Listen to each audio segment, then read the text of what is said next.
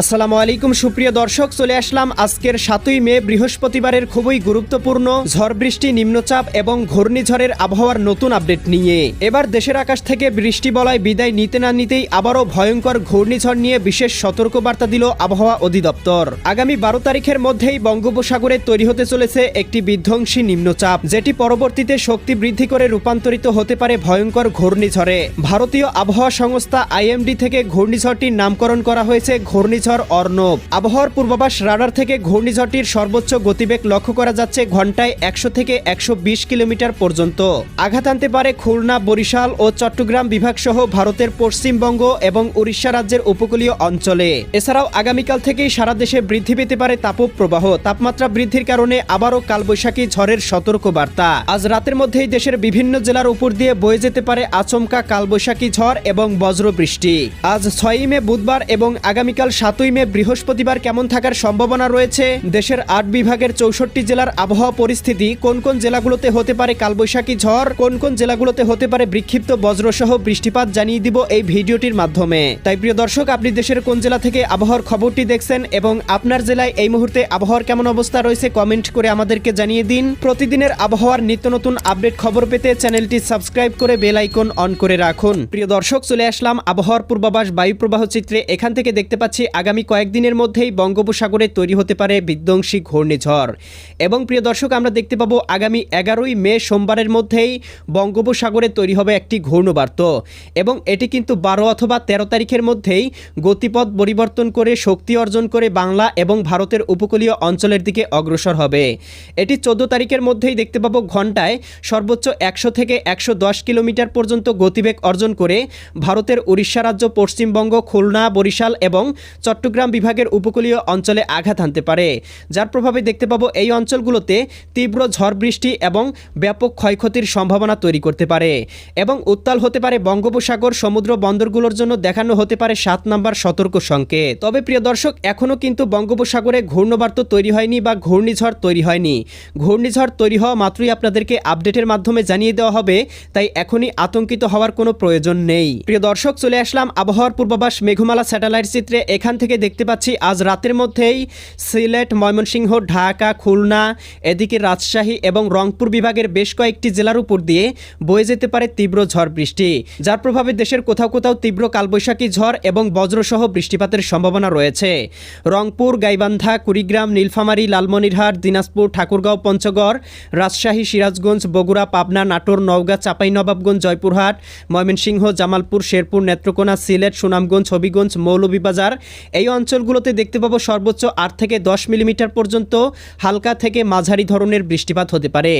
এদিকে ঢাকা, নারায়ণগঞ্জ, মুন্সিগঞ্জ, গাজীপুর, মানিকগঞ্জ, নরসিংদী, টাঙ্গাইল, ফরিদপুর, রাজবাড়ী, মাদারীপুর, শরীয়তপুর, গোপালগঞ্জ, কিশোরগঞ্জ জেলাগুলোতে কোথাও কোথাও দেখতে পাবো সর্বোচ্চ 15 মিলিমিটার পর্যন্ত বিক্ষিপ্ত বজ্রসহ বৃষ্টিপাত হতে পারে। এছাড়াও দেখতে পাবো খুলনা, যশোর, লোহাগাড়া, নড়াইল, অভয়নগর, গোপীনাথপুর, এদিকে করচাঁদপুর, মাগুরা, অভয়নগর, দামোহদা, মেহেরপুর, কুষ্টিয়া, ভেড়ামারা অঞ্চলগুলোতেও তীব্র ঝড় বৃষ্টি বয়ে যেতে পারে।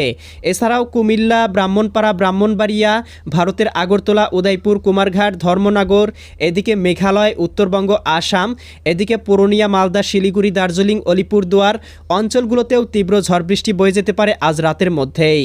এবং প্রিয় দর্শক, দেখতে পাবো আগামীকাল 7ই মে বৃহস্পতিবার সকালের মধ্যেই ঢাকা, খুলনা, বরিশাল, এদিকে রাজশাহী, ময়মনসিংহ, সিলেট, এদিকে দেখতে পাবো বরিশাল, চট্টগ্রাম বিভাগের আবহাওয়া আংশিক মেঘাচ্ছন্ন থাকতে পারে। 2-1টি অঞ্চলে হালকা পরিসরে বৃষ্টিপাত হতে পারে। এছাড়া কিন্তু প্রিয় দর্শক, আগামীকাল সারাদিনের আবহাওয়া মোটামুটি পরিষ্কার এবং তীব্র ভ্যাপসা গরমের সম্ভাবনা লক্ষ্য করা যাচ্ছে।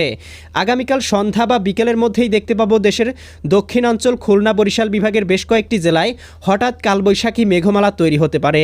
বিশেষ করে দেখতে পাবো সাতক্ষীরা, শ্রীকান্তপুর, শ্যামনগর, মোংলা, বাগেরহাট, এদিকে কাউখালী, জিয়ানগর, মাঠবাড়িয়া, পাথরঘাটা, কলাপাড়া, এদিকে মির্জাগঞ্জ, বরিশাল, ভোলা, বুরহানুদ্দিন, লালমোহন, চরফেশন, হাতিয়া, এদিকে গৌরনদী, গোপীনাথপুর, নড়াইল, অভয়নগর, খুলনা, বাগেরহাট, এদিকে দেখতে পাচ্ছি শিবচর, মাকসুদপুর, গোপীনাথপুর, এদিকে দেখতে পাচ্ছি মাদারীপুর, এদিকে রয়েছে বালিয়াকান্দি, পাংশা, মুন্সিগঞ্জ, এদিকে হোমনা, হাজীগঞ্জ, রায়পুর, লাকসাম এই অঞ্চলগুলোতে হঠাৎ করেই তীব্র কালবৈশাখী মেঘমালা তৈরি হয়ে তীব্র ঝড় বৃষ্টির সম্ভাবনা তৈরি করতে পারে।